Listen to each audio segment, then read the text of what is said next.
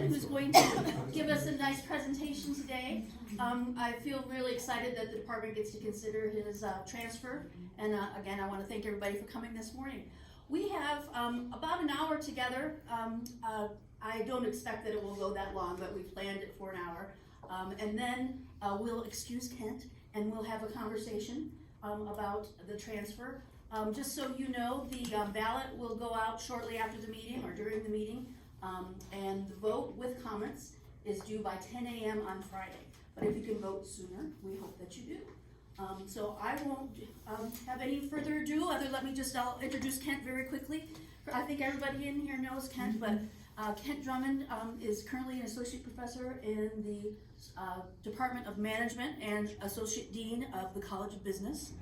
And he got his BA in English from Stanford, his MBA in management from Northwestern, and his PhD in communications from University of Texas at Austin. So we're really pleased to have him here today. Please welcome Kent. Thank you all very much, and thank you especially for taking the time out of a busy but lazy summer morning in August, one of the last ones that we have. I really appreciate that.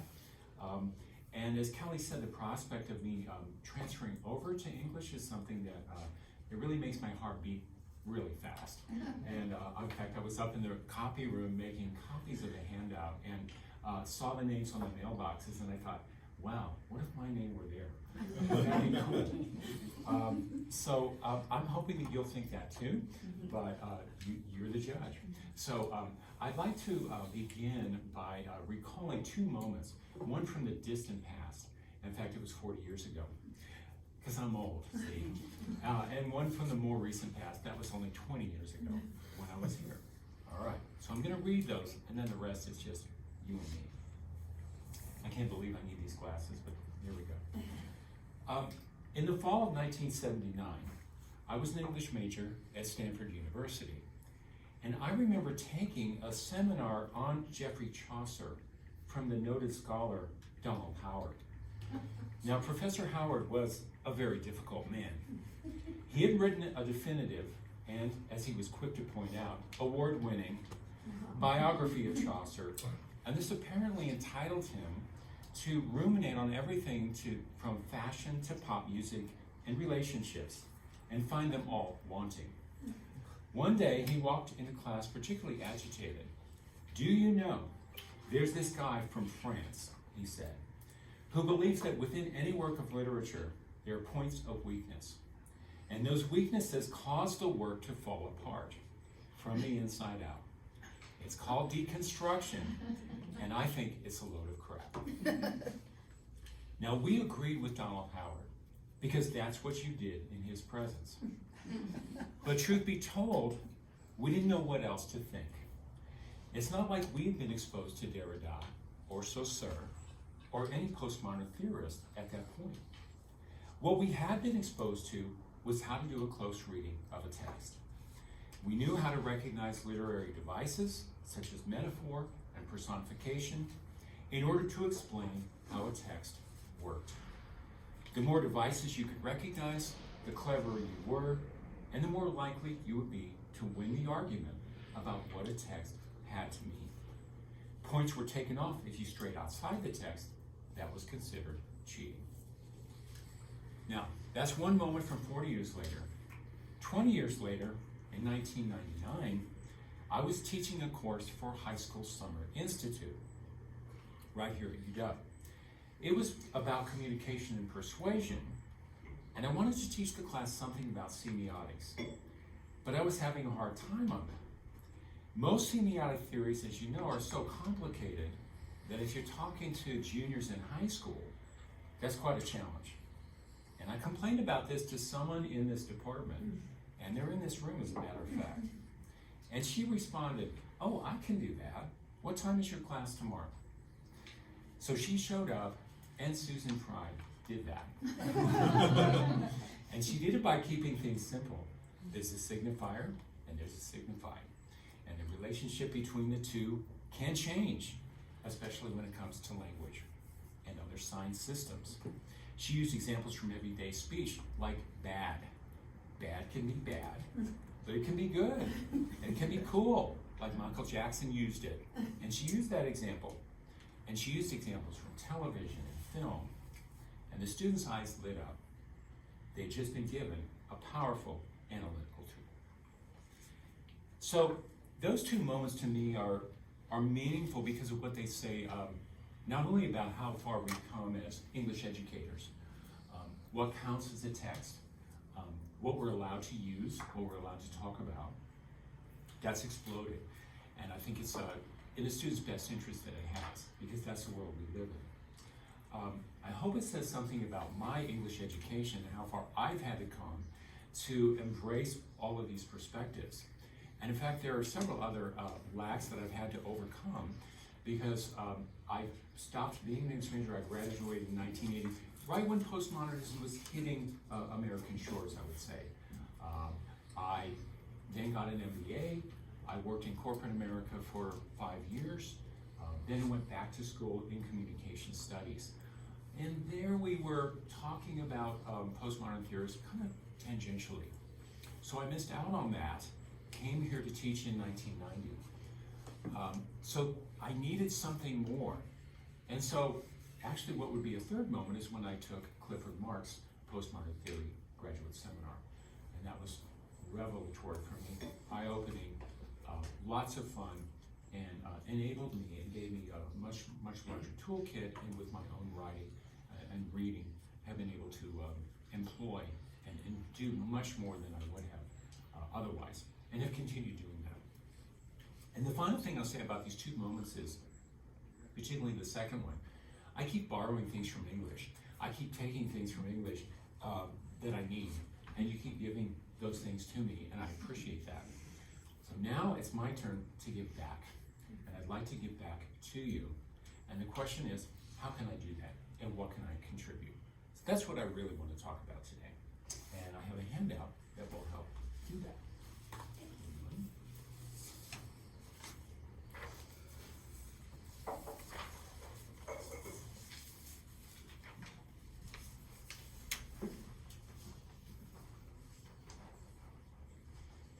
While we're passing that out, yeah, as Kelly mentioned, I did get an MBA, and that was in management. It's not a theory-driven degree exactly. It's more, it's a trade degree, essentially where you learn a set of skills. And ironically, there were two great marketing professors there. One who was extremely kind of rational, logical, linear thinker, and one who was very poetic and who had written the most profound articles on semiotics in marketing, starting in the 50s. And although the other guy was considered more famous, more influential, this other one who talked in those more poetic terms was the one that really caught my imagination. And when I came back around to, as a marketing scholar, he was still in the field. He just passed away last year at the age of 97. So I was able to say, hey, do you remember me way back when? Now I'm doing this kind of stuff that you taught me, and it was very gratifying for both of us to talk about that. So in terms of research, teaching, and service, what sort of contributions can I make to you and for you? How do we align? Where are the points of synergy? And I feel there are a lot of them.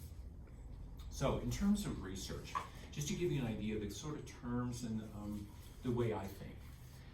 First, I'm interested in the negotiation that takes place between an author and a reader via a text. Now, in marketing terms, and I switch back and forth to those pretty easily because I've been in marketing 18 years now, for me that translates to a producer and a consumer via kind of an experience. When a text meets the real world, in marketing anyway, it becomes an experience. How do they adapt? How do texts survive in this world? How do they live on? I guess I kind of personify text. I look for how and why they live on. And what does it take for them to survive? So in the instance, say, of Led Zeppelin, whom I've written about, and I do write about music a lot, particularly rock music, Led Zeppelin was considered, you may know this already, a typical heavy metal English blues band in the very early 70s. So Jimmy Page, in the tradition of Jeff Beck and Eric Clapton, was able to do a certain kind of music.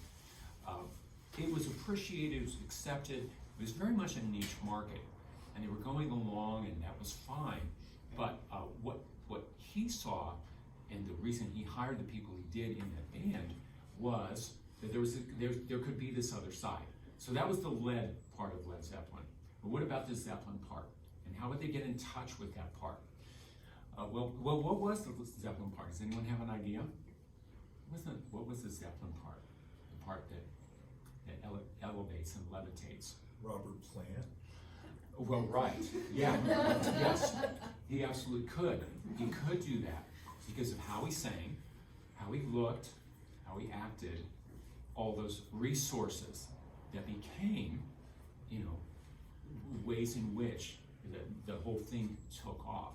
But it wasn't until they really got in touch with, I argue, this Celtic kind of mythology, a very conventional Celtic mythology that would have been handed down through pop culture at that point, that enabled him to get in touch with that, to write the lyrics to things like Stairway to Heaven and Battle of Evermore, that would, refer to Gollum and these things now and then, and really get it going. The music matched it because it became more acoustic, and so did the look. Suddenly you move from, this grunge blue jeans to velvet pants with dragons on them, and these long flowing things.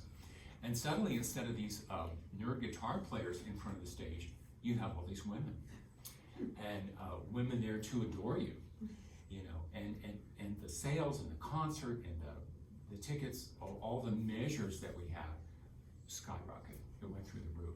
So they dominated pop music in the 70s, I argue, because of that term. So they took that rhetorical kind of opportunity and took full advantage, and it paid off. So that's what I mean about that kind of negotiation between someone who creates things, which I just broadly call a producer, and then audiences who receive those things, which I call consumers. Now they can change places, we know that. All right, I celebrate the instability of a text, the possibilities of an experience, and how do both of these play out over time and space and culture and media. I've written about the Da Vinci Code, which was a best-selling book. It probably wasn't very good. It was a page turner. Dan Brown knows how to write those cliffhanger chapters, and it keeps the pages turning. And it was a theory that had been out there for quite some time about how Jesus got married and had children, and there may be descendants, and the Holy Grail's out there. And if you just put these pieces together in the right way, you're going to find out where all that is. So you'll find the descendant of Jesus, and it'll be the Holy Grail, and it may all be around a significant clue in Rosslyn Chapel in Scotland. So these things unfold. Now, of course, it was, again, a huge hit. It broke every record for a work of fiction that we know of. And as a result, it spawned a lot of side businesses, one of which was walking tours in Paris. So the first one I took, and I flew to Paris for a long weekend.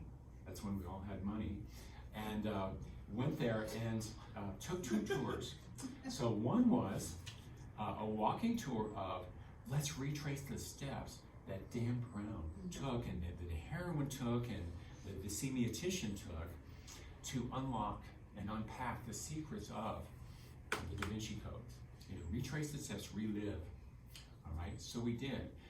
And, it was interesting because how this tour was created and who set it up. It was 2 guys from Texas. They were kind of posing as good old boys. They had a physical space much like this room, where we all congregated at first, and it was a haven from that cultural intimidation of Paris. So it was like a bar in Texas. It was a bar out of Austin. Long necks, clocks on the wall. Austin. Bar, not that Austin. No. Austin, Texas. There was a Lone Star flag. There was, that's a good question. You know, and so a lot of Americans over there for the first time, feeling a little at sea and needing that kind of refuge and the reassurance. And these two young men from Texas saying, all right, it's time to go, now let's set out. Now in the first chapter, you go here. And the next chapter, they went here. And here's how they did it. And oh, that part was kind of impossible, but let's just skip over that as a poetic license. So then here. And everything face value, everything, this is how it worked, he's American, and kind of saying, all right, it's literal, it's literal. And it was over. And people set out and they gave us recommendations for where the best chocolate was and the best wine and all those things that you would want when it's your first time. And we took another tour.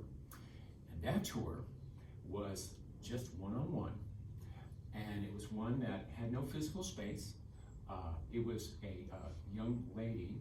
In fact, it was arranged by an American, it turned out, who was getting her PhD at the Sorbonne in art history. And she said, I understand that you want to take this tour. And I said, yes, I would like to. And she said, well, you realize that this is a 4-hour tour. It's exhausting. It will be a one-on-one. You will have a young French woman as your guide. And she will meet you and you will visit areas of the Louvre at a very fast pace. All the things that are mentioned in Dan Brown's book. And the point of it all will pretty much be to deconstruct what Dan Brown talked about and how everything he said was pretty much bogus and didn't hold up. Are you ready for this? I just want to make sure you know what you're getting into. And I said, okay, yeah, sure. And she said, we'll meet at the little Arc de Triomphe. You know where that is, don't you? So that was a little test. And I said, oh, sure. And I was looking it up. And sure enough, I met this young woman who I could only describe her as a Bond girl. She was beautiful, she was beautifully turned out. She was very French, she was very stylish. And she was expecting me, and sure enough, she said, are you ready to go? And we went around the Louvre at breakneck speed, visiting all these artifacts that Dan Brown had mentioned and put together in this neat little puzzle. And at each turn, she said, well, this is where he got it wrong. It really isn't this. That was the conventional thinking in the 50s. But now, you know, it's very clear that it's this. And so by the end, I was just like, okay. I was tired. It clearly didn't add up. And I didn't know where the best chocolate was. But it was actually, it was incredibly satisfying. But my point is, from the same experience flow two vastly different possibilities, rhetorical possibilities, of one that's very mainstream, that's very kind of surface and reassuring and literal, and the other that's very beneath the surface and very critical. But they both are valid, they both work, and they both find a way. And in fact, the latter one, the woman who organized the whole thing, had gone to school with Dan Brown. She knew him. He had called her up and said, yeah, you have this tour, don't you? It's okay. He was all right with it. He's got his millions. Yes, exactly. And that was before the film came out.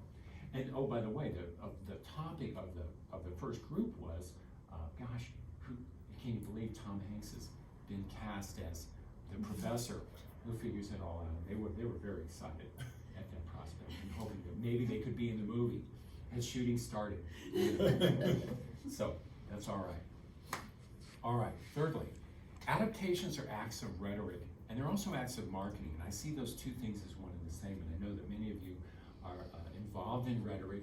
Marketing, I mean, to me, to be a good rhetorician, you have to be a good marketer in so many similar terms. Know your audience. Well, who's your target market?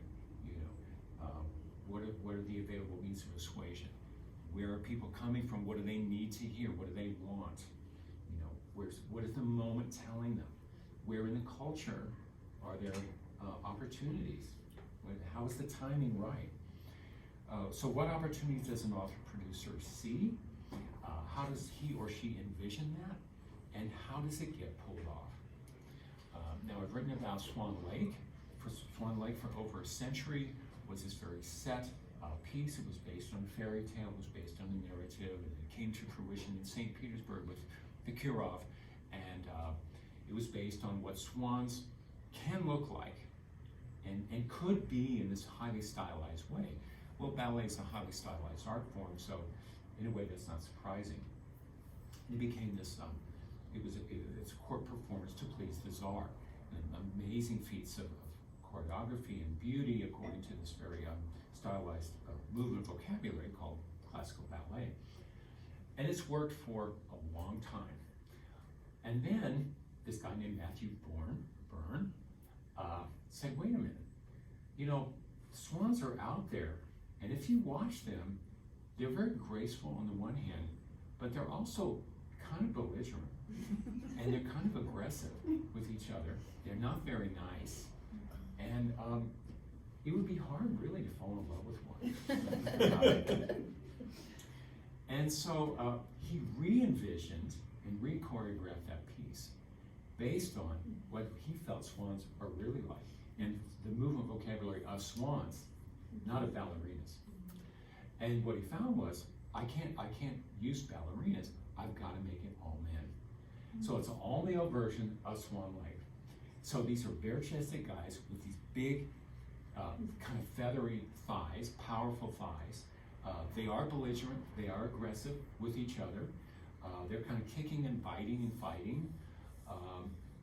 They're kind of sexually ambiguous, so we got this whole homoerotic thing going on.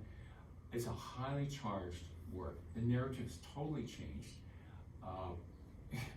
And it's like, what?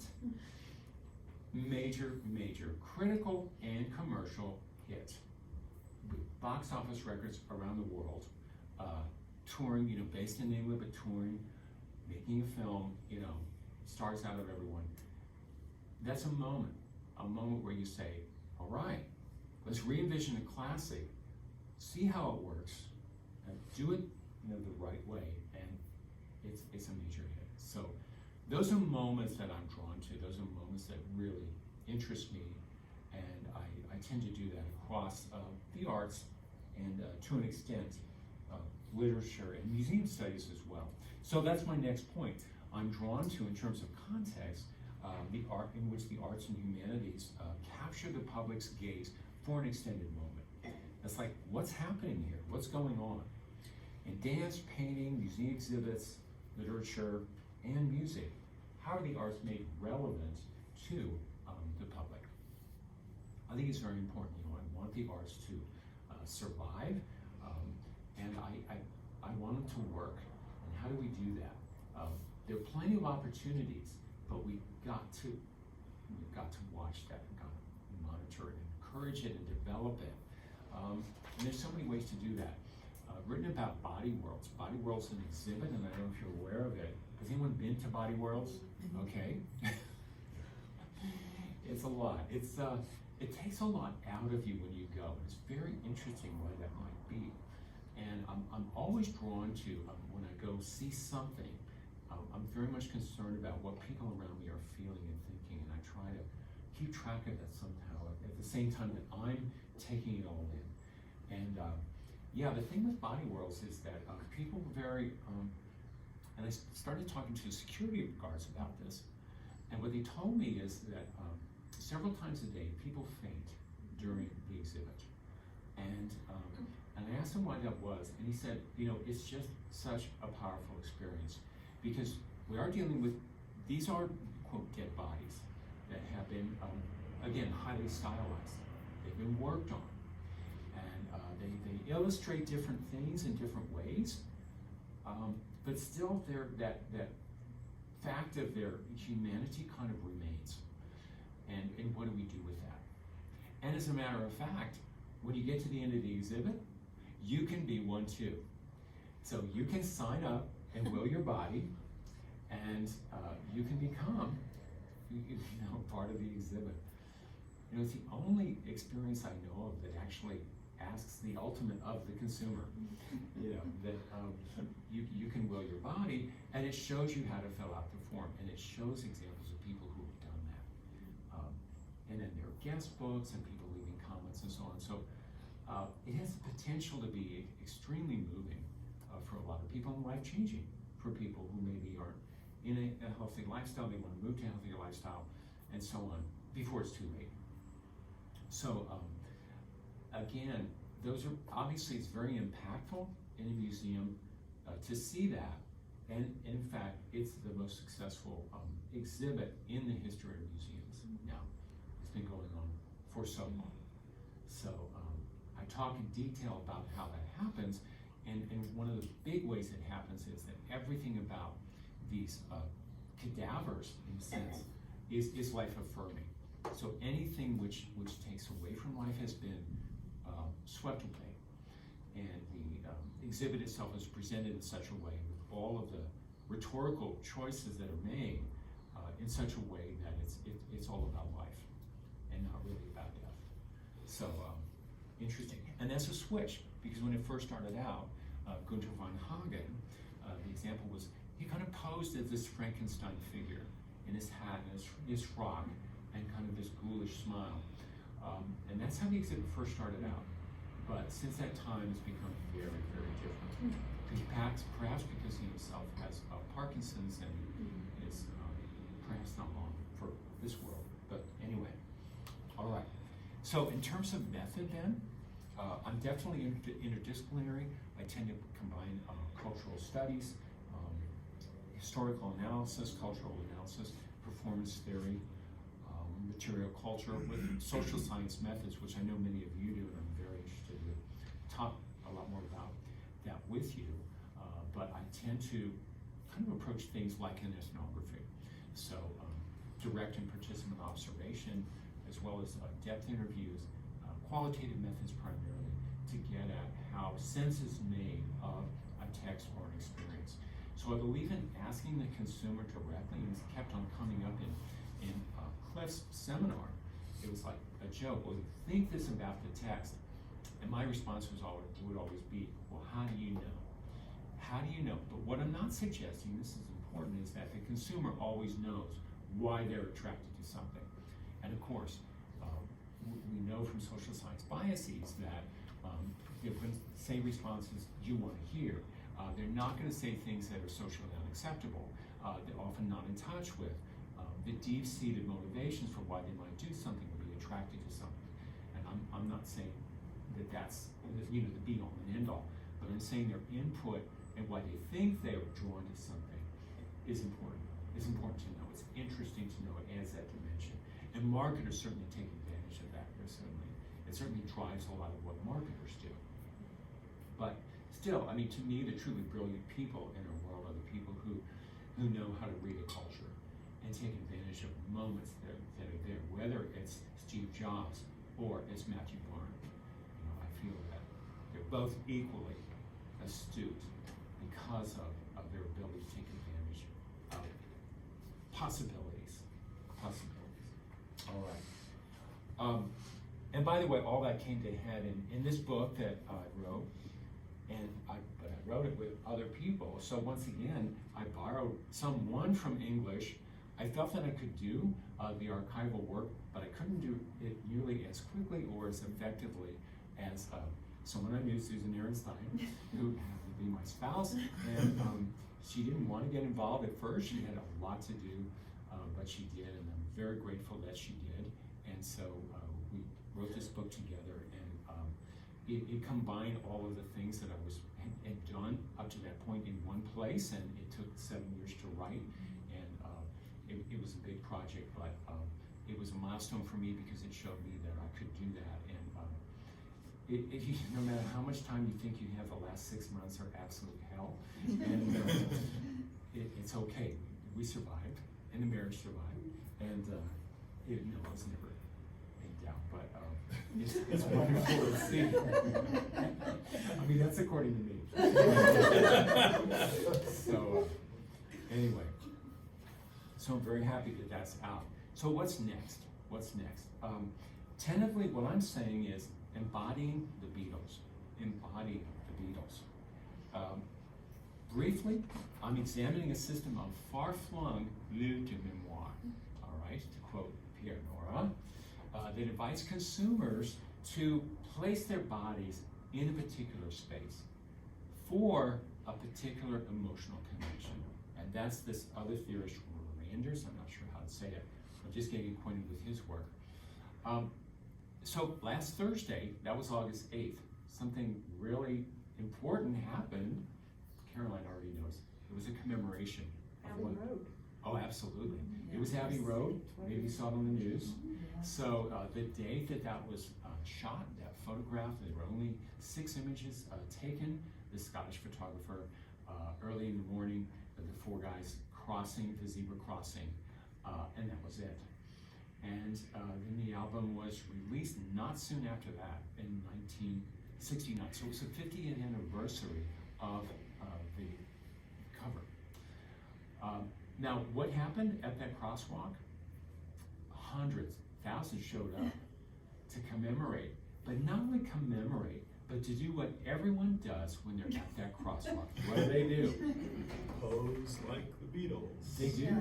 They do. They reenact and they embody. They embody that. Sometimes we dress up like them. Someone takes their shoes off to be Paul. Someone, they all do it. So you do it, and you're at Abbey Road Studio, so that's really cool. And there's an Abbey Road cam, the Abbey cam, that you can actually see yourself and your friends who just walked off. It's 24/7. It's always going. Crazy stuff. So again, that's a moment that I'm drawn to. What's going on here? So it's at once the early stages, and also I've been doing this for about 5 years now. Now, so much is written about the Beatles. We don't need another book about the Beatles, but I think we do. And I think it has to do with people who really want to place their body in these spaces where the Beatles were. And I'd love to get at what's behind that. And I'd like to unpack that. So there is a system of these memory spaces, particularly in London, also of course up in Liverpool, where you can take the Magical Mystery Tour on the bus. If you pay a lot of money, you can actually get inside the bedrooms of George and John and stand there. And I've talked to people who've done that, and they're literally shaking because they can't believe they're in this sacred to them space. All right? But you can also stay in the hotel called A Hard Day's Night. A Hard Day's Night Hotel, where you can only get and see photographs and kind of texts and things that aren't available anywhere else. It's a very expensive hotel to stay. And if you have even more money, you can get a massage. And it's called Dear Prudence Massage or something. Help you relax and get into the moment. And it's sponsored by Lush. Lush, the spa people who have, it's very immersive and multi-sensual, right? Yeah. So, and that's what I, at this point, would like to really investigate and see why is it that people are drawn to this, and what do they get out of it? It's certainly has something to do with nostalgia. It has something to do with the past and the desire to reconnect with that, to somehow bring it into the present. I'd welcome any ideas that you might have, but it's definitely out there. So it's a big project I've been working on. I have about 4 years worth of data, and so it's a question of, once again, corralling it, organizing it, somehow proposing it into some sort of work. But that's a long-term project, and then there are others. So I know I've talked for a while. If you have questions, this might be a good point to stop, and or if you want me to go on, I can do that too, to the teaching part. Because the research and teaching are certainly related. So it's really up to you. Yeah. Link to any of this, Zeppelin Beatles with modern music? Modern in the sense of, I don't know, I don't know, just like rap or something like that, or contemporary music. yeah, that's a very good question. I have yet to do that. My boys have certainly done it, my sons, and so I had Taryn in a class and he wrote a whole essay about contemporary rappers and which one was the best. That's why I'm thinking. Okay, Yeah. thank you. Yes, apparently I've been told he's writing a novel about a young man who is like changed by rap music. I don't know. I'm just glad he's not writing about our family life. Of course he is. Your son? Yes, yes. So, I think it's fascinating how the connection is obviously still there. And one of the reasons, like, when you see ideas to teach these classes, Led Zeppelin, Def Leppard, the Beatles, that's considered, I mean, these kids' parents played that music around the house, like my parents played Frank Sinatra.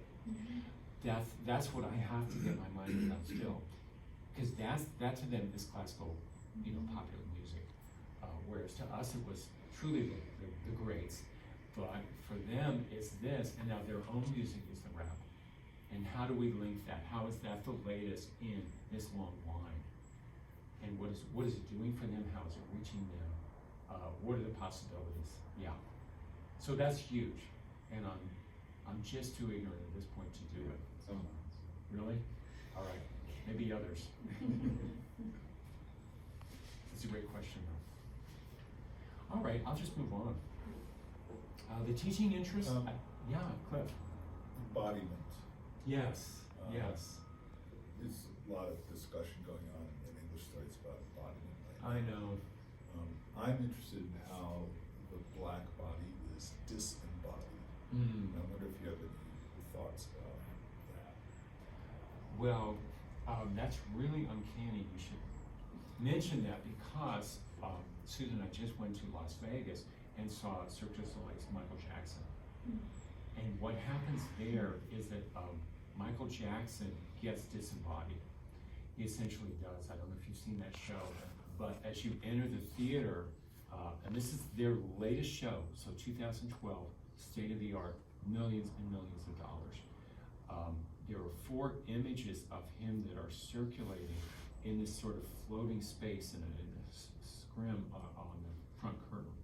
So it's a hat, it's a glove, it's a shoe, and it's like a cane or something. So it's odd in these reliquaries almost. They're places that they've been sanctified. And so his body is taken apart in a way throughout the show, but it's put back together, and at the end, he truly is sanctified, and he is worshipped by the end. Now, all that's come under fire in light of Leaving Neverland. And so, what do we do with this person that we have lionized? But what they said is, well, they're not commenting, Cirque is not commenting, because the family is okay this whole production. And so that's a litigant, and they're not going to get involved. But they're saying, look, more and more people are flocking to this show. So if the consumer is voting, I guess, the jury's in, and it's okay. But yes, and certainly in his case, there's certainly a disembodiment. It's a white consumer, isn't it? Mostly? Mostly it is, yes, because it takes a lot of money to see that show.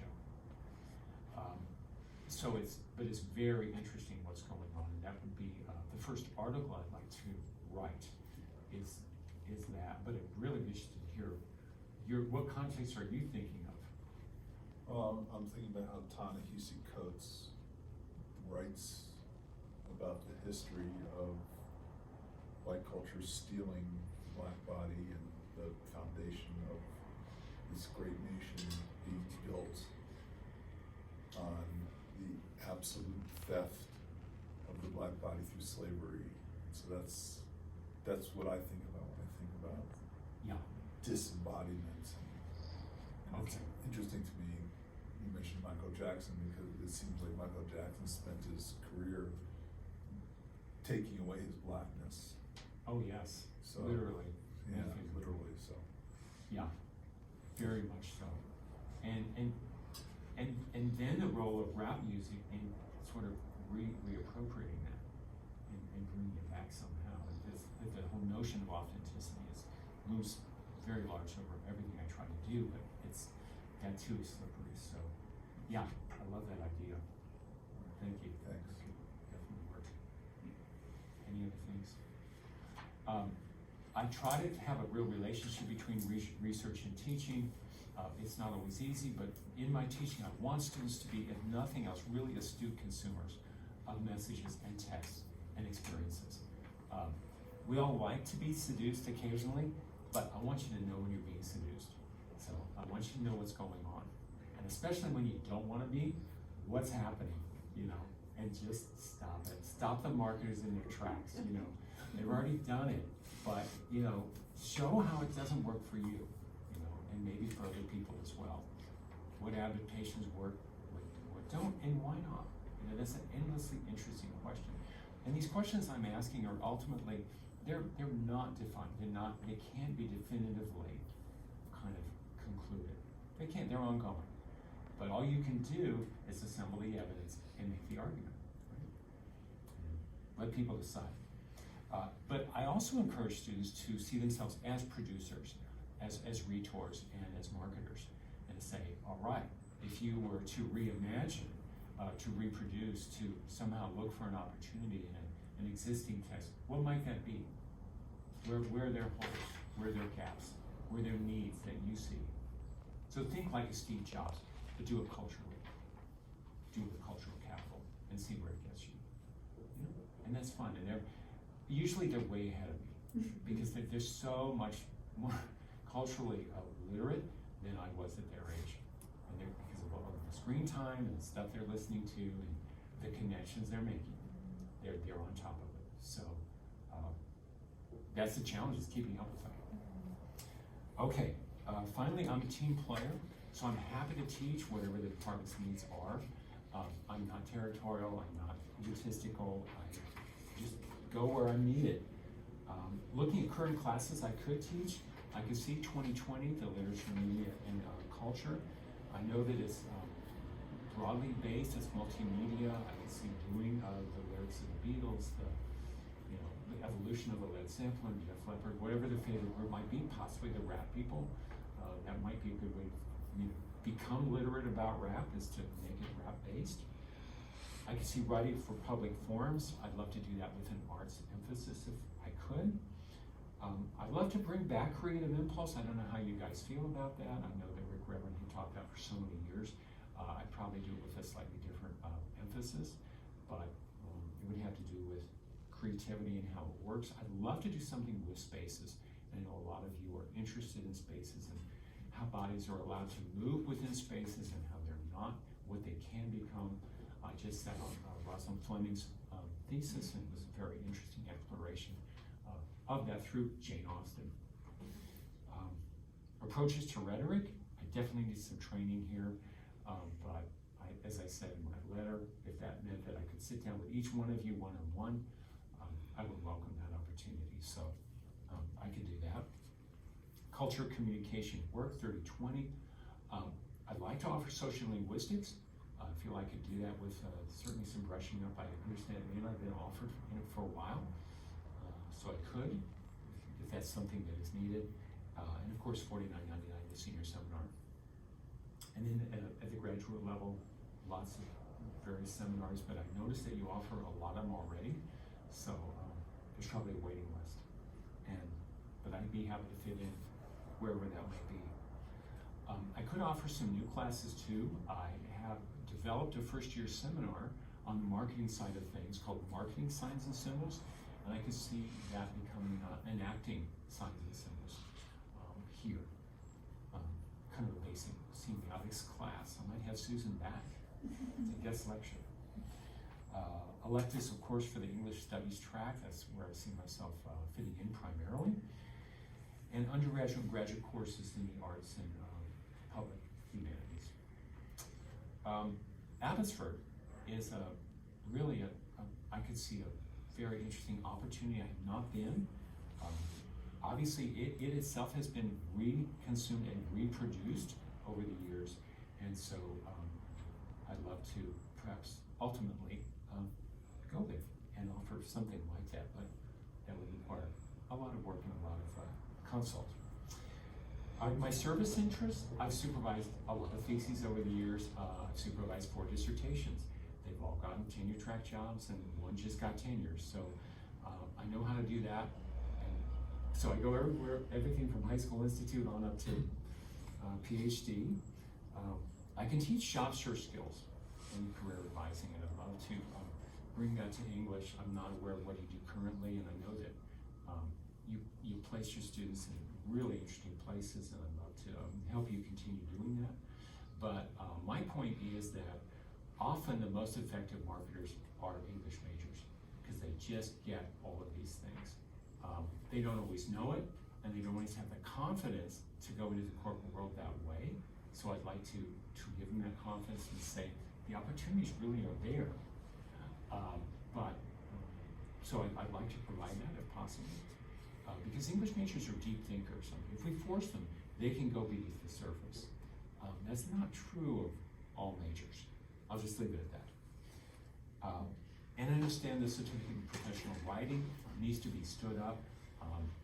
I've done that before. I'd be happy to help out with that. I know it's not always easy, it's a complicated process, so I'd be happy to lend a hand in that. So I guess I would conclude by saying that it's an honor to be here. I tried to do this several times before, and people in this room have tried to help me do this, and I appreciate that.